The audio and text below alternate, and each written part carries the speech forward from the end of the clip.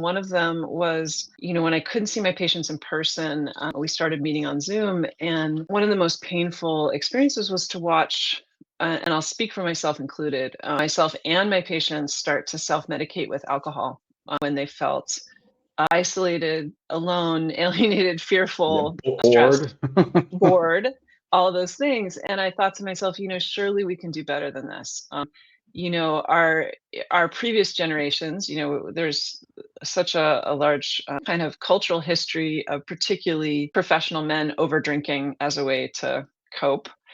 And I think that we're, as a society, we've gotten better and better at getting in touch with our feelings and making a point to connect with one another. And COVID was a real shakeup of that. I think people got isolated and separated again. And so during that time, I just became really passionate about creating another alternative, and not just not just a non-alc drink, because we can do that with soda or iced tea or water, but really something that met the need that alcohol was trying to meet in people's consciousness, but that wasn't really working that well. So, a lot of people drink because they're anxious, there's social anxiety, or they're stressed and they want like kind of an attitude adjustment. When you come home from work and you're kind of wound up, but you want to wind down.